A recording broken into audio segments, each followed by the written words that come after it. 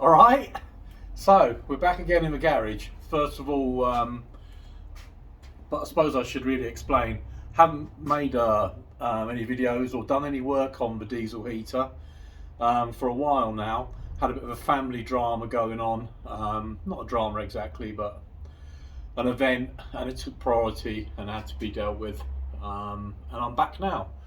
So, let's just recap.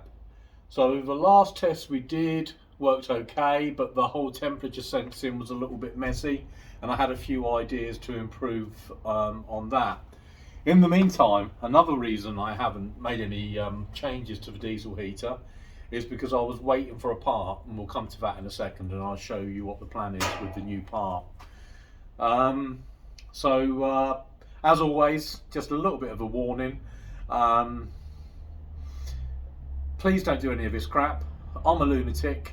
I'm confident in what I'm doing, and unless you are very confident in what you're doing, please don't change the way your diesel heater works. I would hate to learn that somebody's hurt themselves, killed their spouse, burnt their house down, destroyed their property, burnt their camper down, gassed themselves. I don't know. What other scenarios are there?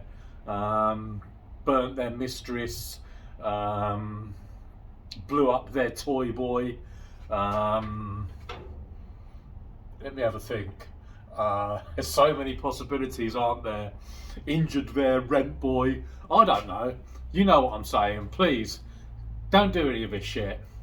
These things are designed to run on diesel. They work absolutely brilliantly on diesel. But a few of us just like to piss around and see if we can get them to run on other things. An experiment, part of the self-learning process, I guess. But unless you're really confident, please don't do this. Use your diesel heater exactly how it should be used. Thanks very much. Okay, let's move on. So last time, as I say, we had a few problems, not problems exactly, but there was some deficiencies, weren't there? Mainly to do with the way I'm monitoring the temperatures. I had a few ideas. I did order some little components which were normally open, like a transistor TO220 package. They were normally open until they got to 95 degrees Celsius when they closed. So I did think about using those directly fixed to the heat exchanger. They did arrive a couple of weeks ago, but unfortunately, as I say, I've had other stuff to deal with, and I didn't get a chance to doing it to install them. In the meantime, this came yesterday, and the plan is I'm going to try today to install it. It's pretty cold here today, actually. Thus all the layers. With sub-zero temperatures, and we've got a little bit of snow, but the wind chill is pretty awful today, and it's dark and dingy and horrible. So I'm thinking I'll probably take this back into the kitchen and annoy the wife and work in the kitchen on it. She's at work anyway, so she won't know. She probably will know when she comes home. There's all shit across the kitchen side. Then she'll know. But in the meantime, she's at work, so she's oblivious to it. So let's go back to this. I'm waffling. Let's go back to this. This is a temperature controller, much the same as the temperature controller we were playing with last time, but it's got a much wider range. This one claims to be from -60 up to 500 Celsius. That's quite a range. Comes with a really sturdy looking thermocouple with an metal armor coated braided sleeve. So I've got high hopes for this. I'm going to be installing this somewhere in the region of the original thermocouple, I think. I'll have a look. When I get inside it, I'll have a look, and I'll add to the video if need be. But the idea is this will be sitting there, and like the original OEM ECU controller, this will give us a readout, hopefully a reasonably accurate readout of the external temperature of the on the outside of a heat exchanger, which is something this is lacking at the moment. I do appreciate that. It's something that is something this is lacking, and I was relying totally on just looking at the output temperature, the hot air coming out, just to get it going. It was just a sort of a thing to get it going. But this is nice because this will restore the function which your original controllers and ECU combinations have, where it tell you the outside temperature of the heat exchanger.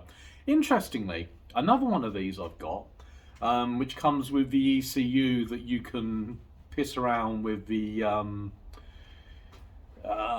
burn rate. You can adjust the maximum and minimum fan speeds and the pulse rates.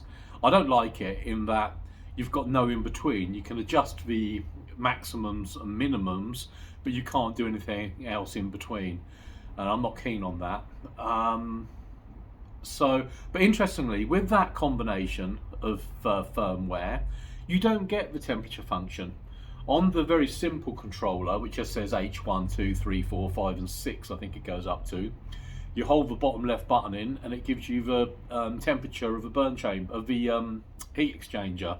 Interestingly, the other combination, which seems to be more desirable with people, that combination doesn't give you that temperature function, or if it does, I haven't found it. All it gives you is a series of dashes, I think, at the bottom. So where it shows you the outline of the diesel heater, it's got some dashes at the bottom which show you how hot it's getting. I think it's about 6, but it doesn't give you an accurate readout of the temperature, and that's something that is very useful, and if you're going to be experimenting, is probably something which is essential, I would have said, which is why I like the idea of using this in my controller. It's going to add another feature. We'll be able to see what the temperature is on the heat exchanger. So there you are. I'm going to probably leave this for now and take this into the kitchen because it's pretty cold out here, and start hacking it about and try and fit that into this. Let me just move this round. Bear with me. So I think the plan is to pull this existing board out. It's only hot melt glued in, and I'll try and fit this in about there somewhere. Just about got enough room, I think, to fit it in there. I'm probably going to have to extend this cable slightly. Hopefully that's not going to affect the accuracy of it. Depends how they've done the thermocouple. If that thermocouple was just a thermistor, let's have a look. If this here is just a thermistor embedded in that, we should be okay. If, however, it's a true thermocouple where it's got an iron cable and different types of metal bonded together, then I may have to look at it again, because quite often you can't extend those and still get accurate readings. Something I've discovered in another project I was working on. So we'll see. I'll see how that works. Thinking about it, it should be fine, because I think I can see, I haven't opened this up yet, but I'm pretty sure that goes straight to the circuit board, which is copper tracked, so we should be okay. But we'll have a look at that when it comes to it. So there you are. I'll pause the video for now and come back to it in a minute. I've made a few changes here in the garage while I've not been doing much. I've acquired a new tool chest, got rid of the old tool chest. That's hopefully being picked up today, and that's given us a fair bit more floor space to work on when we're working on cars, which is what I normally do out here, to be honest. Okay, right, so I'll pause this and come back in a second or two. So at the moment I'm just changing the wiring while I'm inside here. I'm just going to change the wiring to the pulse generator. The pulse generator we added last time, I did experience a few little hiccups, and I was running it on 5 volts, and I've since heard that the most likely cause of the hassles I was having was the fact that the power FET wasn't being fully saturated on switch on. So I'm just going to up the supply voltage to that module. Apparently the module is good for up to 30 volts. So I've looked up the spec on it, and they claim, manufacturers, it's good up to 30 volts. So I'm going to stick 12 volts straight into that and do away with the 5 volt supply I had for it. I'll use the 5 volt supply for the new temperature controller, because that one does need 5 volts, so it's going to work out fine. Anyway, just thought I'd mention that.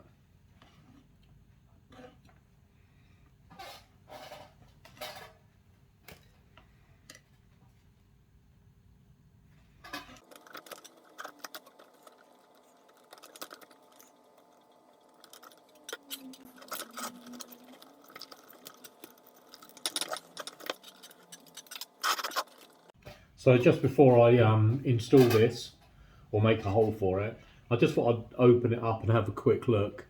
And it's quite nice inside. There's a nice little relay. I wanted to make sure it was actually a relay and not a transistor driver or a FET driver.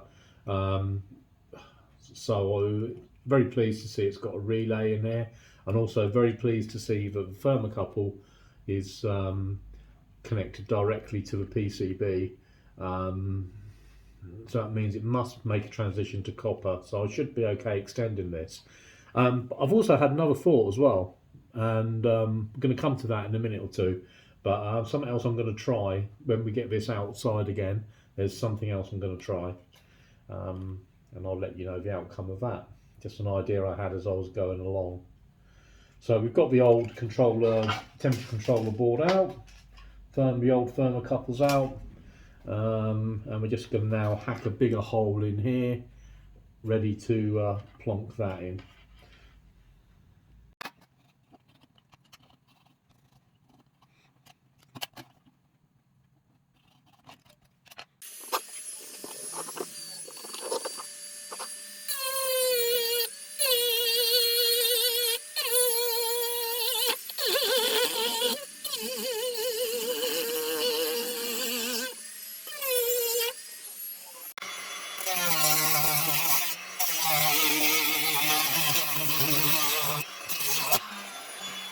You know, I always forget I've got this Dremel, and when I actually remember and use it, I realise just what a brilliant tool it is.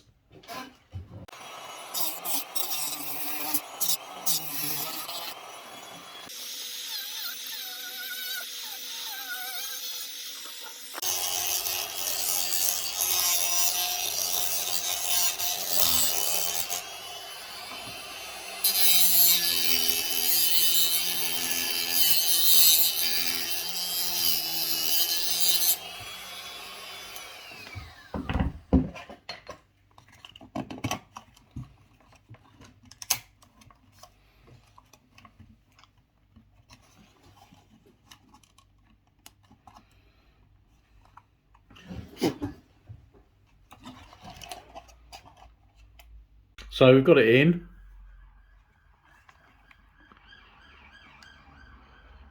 Let's see if we can get that temperature. So that's in the front panel now, mounted. It's working in reverse, unfortunately. I've got to work out why. So at the moment the relay's actually open. There you go. So if I bring it above the ambient temperature, it closes. So I need it to work the other way around, but I know it can be done. I read when I bought it, it was an option. So I just need to find some blurb on it and see if I can work out how to program it. But it appears to be working, and essentially I can activate the relays, which is what I wanted to do. So the idea I had, incidentally, earlier on was that I thought that possibly, just possibly, the thermistor, which is part of the diesel heater, might possibly be of similar characteristics to the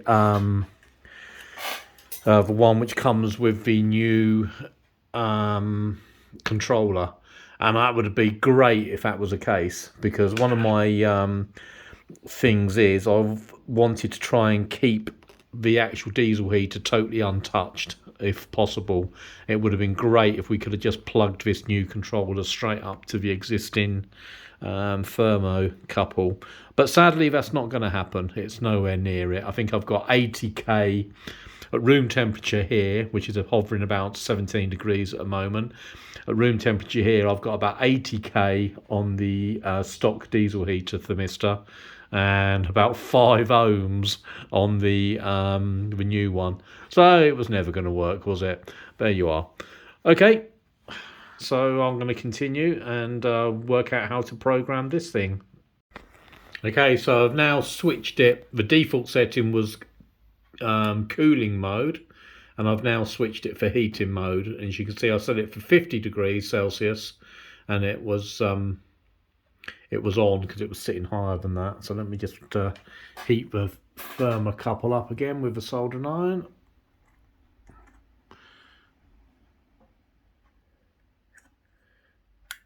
There we go. And turn it down.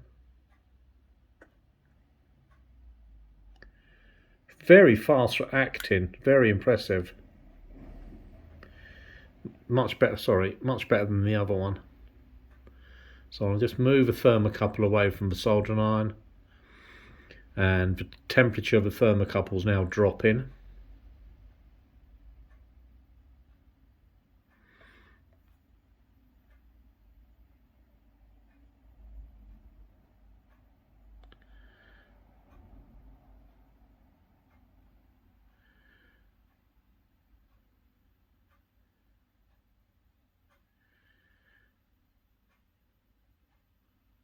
Okay, I'm really happy with that. That's great.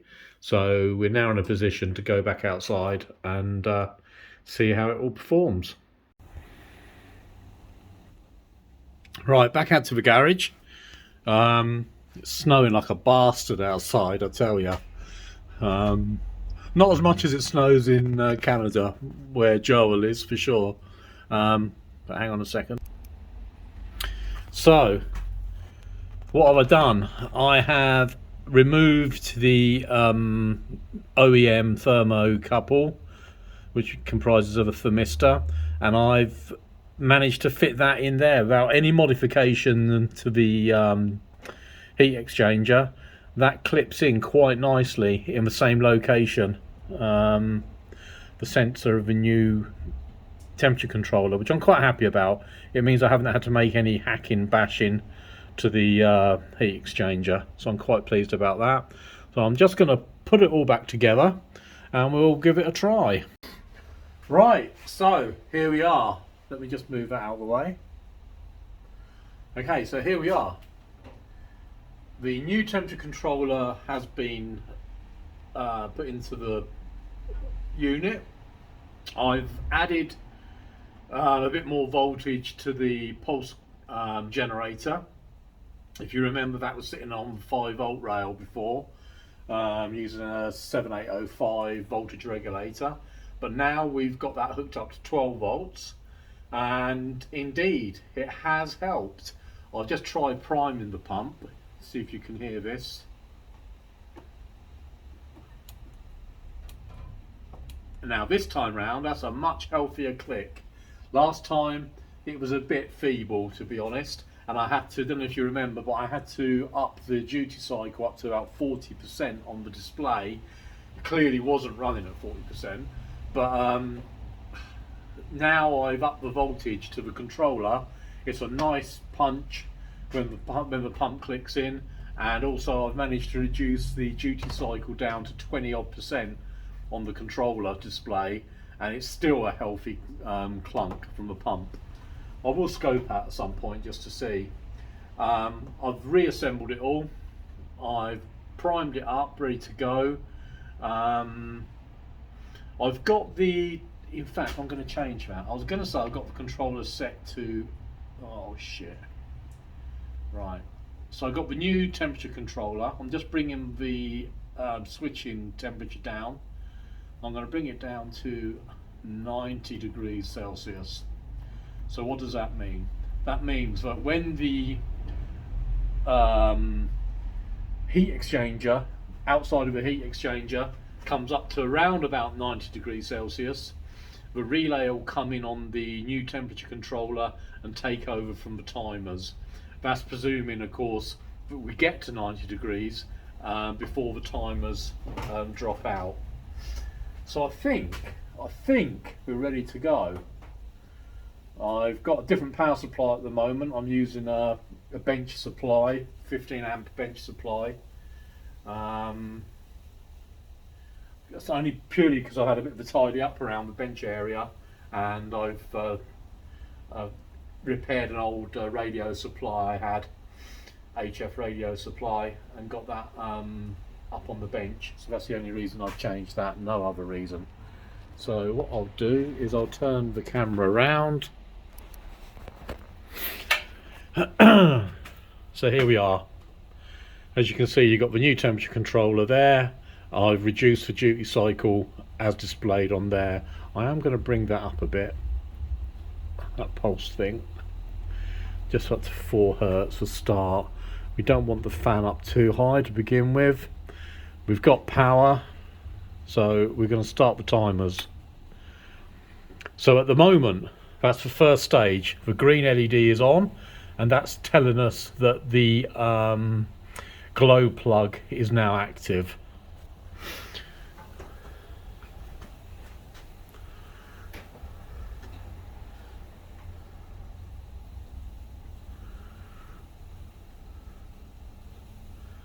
So roughly about now-ish, hopefully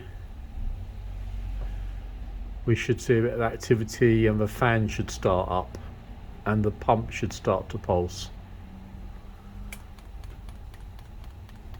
Right, that's pumping way too fast.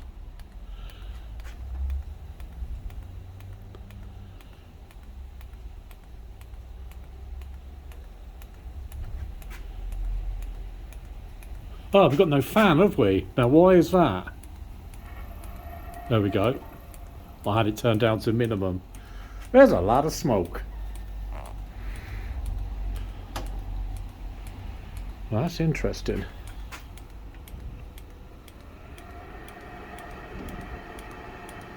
I might have to open the door in a minute, guys. There we go, we're lit. Whoa, shit in a bucket. Time to open the door.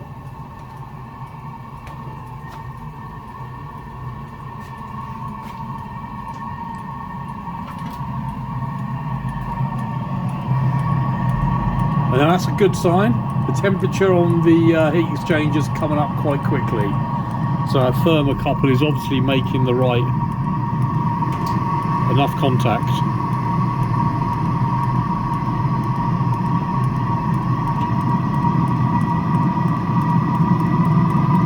Right, we're up to 4 Hertz. Right. Now that pump just made an awful noise then for a moment.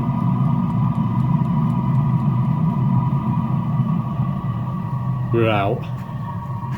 We're out. Right, I think we've got a DC issue here, guys. I need to take care of, so I'll be back. Right, so as I suspected on the last test, we had a DC issue, and I discovered that the old Kenwood power supply, which is rated around about 15 amps, it was falling over at just under 10 amps. So by the time the fan and the glow plug and everything else was trying to do its stuff, it didn't like it, it wasn't happy. So we're back to the battery and battery charger, and we're going to give it another test. So fingers crossed. I'm also monitoring the battery voltage this time.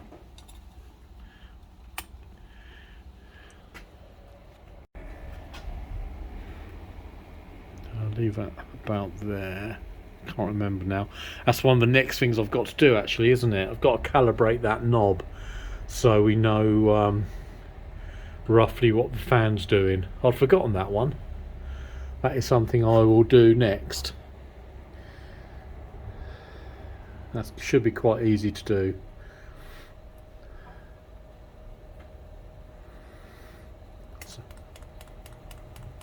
Right, the pump's running far too quick.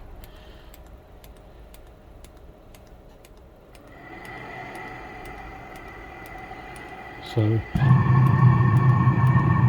one lit a bit quicker, didn't it? Temperature's going up nicely. I think we'll give it a little bit more fuel in a minute.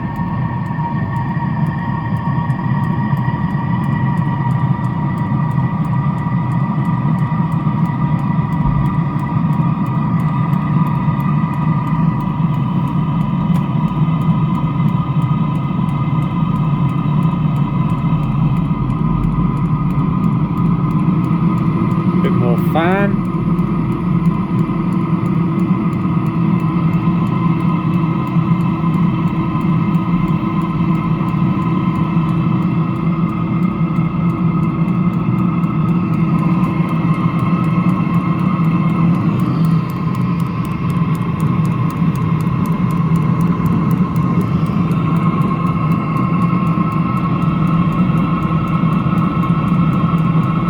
Is it going to reach the required 90 degrees before the timer's time out? That's the big question, isn't it?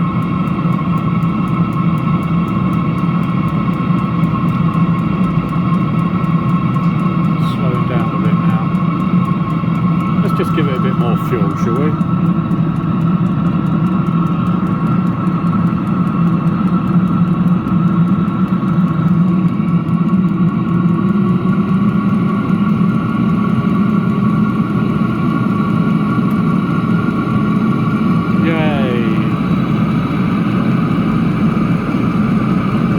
So we're now running on the DC supply from the temperature controller.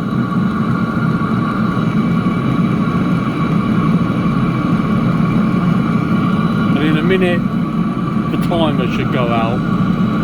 Timer LED. We've got a heat exchange temperature of 120 degrees Celsius.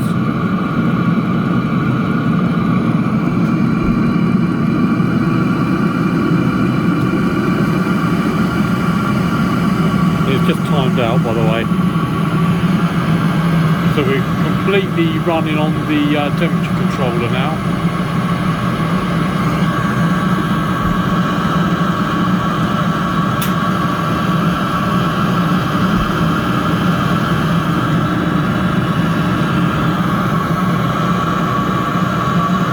Right, I'm running it too rich, I can smell.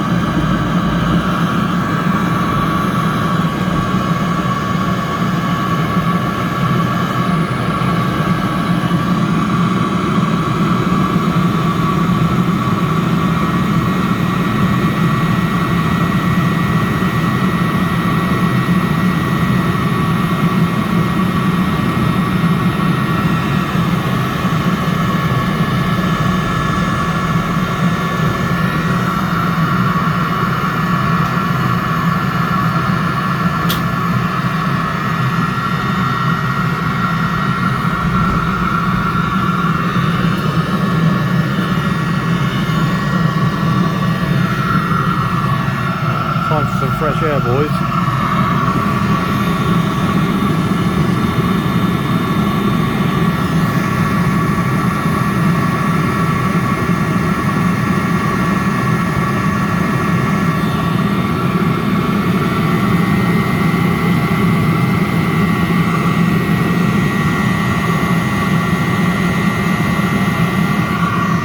A bit of snow outside.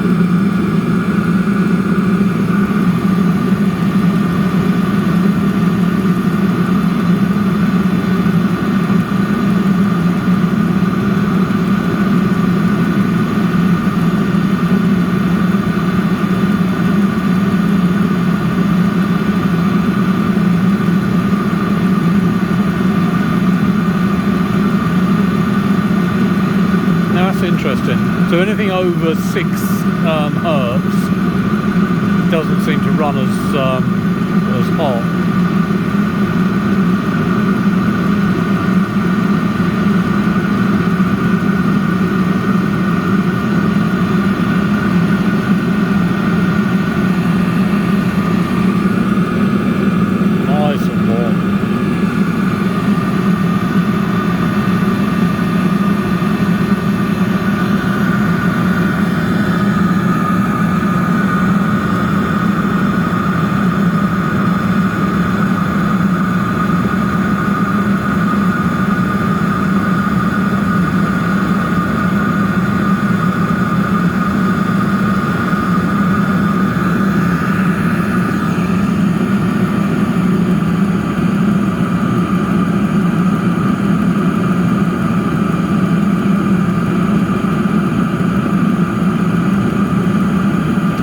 Really must do next is calibrate that fan speed knob, because I have no idea realistically.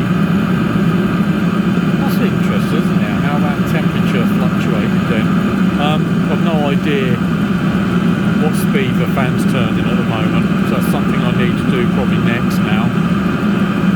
184 Celsius around the heat exchanger, that's probably about right. I suspect it's slightly higher than that because I haven't got a brilliant fitting on the thermocouple against the outside case. I guess if I improved the two surfaces where they touch each other, maybe a little bit of heatsink compound, that'll probably improve that contact. But we're sitting at 190, I'm quite happy at that. I think that's roughly what I get out my other diesel heater in the house when I'm running it on pure diesel. It's normally round about the 190 mark.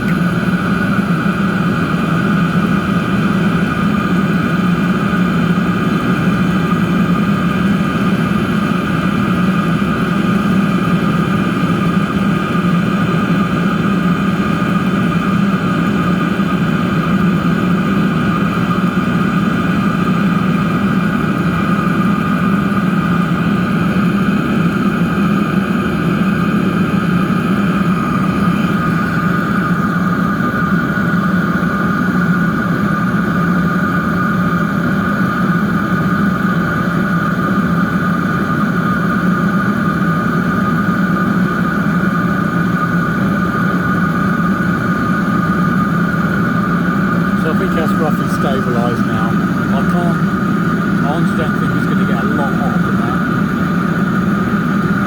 We'll give it a few more minutes. We're 8 minutes into this test now, 9 minutes into this test.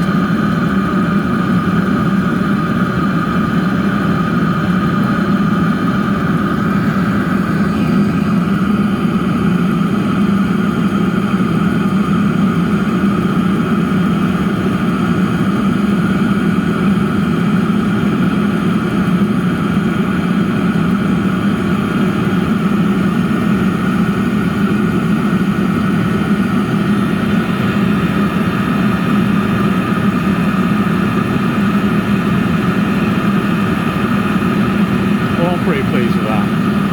So what I'm going to do now, I'm going to close this down. So I'm going to kill the pump, and I'm going to bring the fan speed down. Now that's interesting. There's my first wiring fault then, because I thought I'd killed the pump and I haven't. The pump's still running. Very good. So let me pull this cable off. Right, the pump is now dead.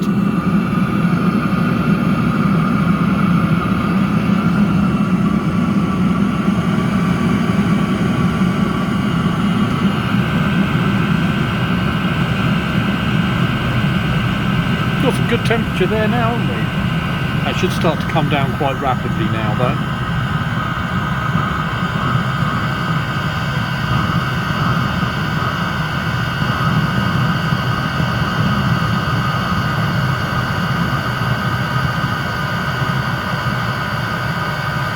I'm not sure what I did with that wiring on that switch. I'll have to check that out in a moment.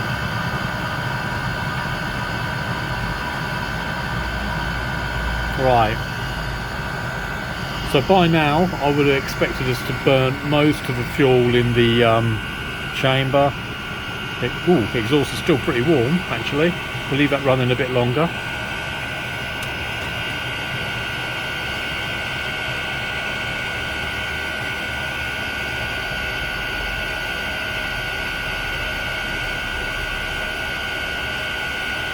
But before it gets down to 90, I want to activate the glow plug again, just to burn off anything around the glow plug.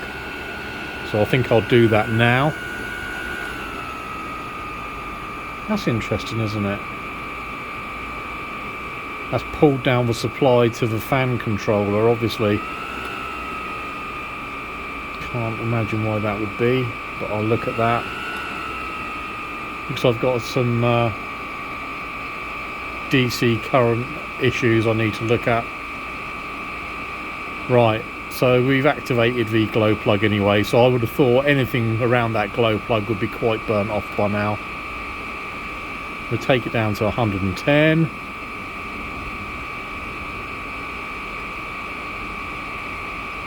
Ish. Let the glow plug off, and we'll just let that blow air through it.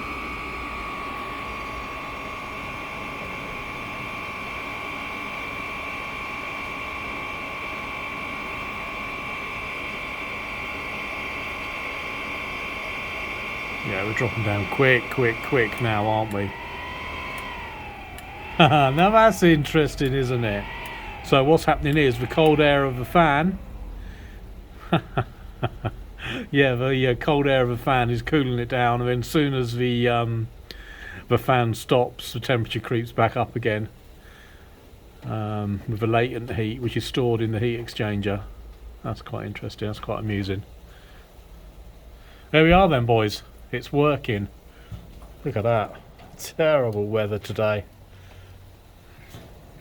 Right. Shut the door.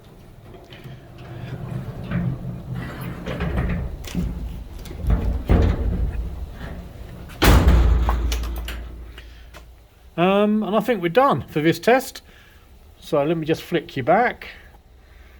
I'm quite pleased with that. That worked alright, in my opinion anyway. That's about the best test so far. I'm really chuffed. That's how cold it is here in the garage. So let's just go back to the unit itself. So we're all there now. All I need to do now is hook up some sort of a sensor on the magnets around the fan, so I can measure the RPM of the fan.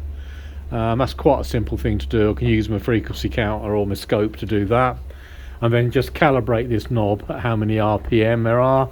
And I also need to look at the DC issue, current issue, to find out why I'm taking some of that DC, killing the voltage up to that fan controller when we're on the load of a glow plug. I'm not sure why that would be. Could be gauge of wire I've used or crappy connection or something.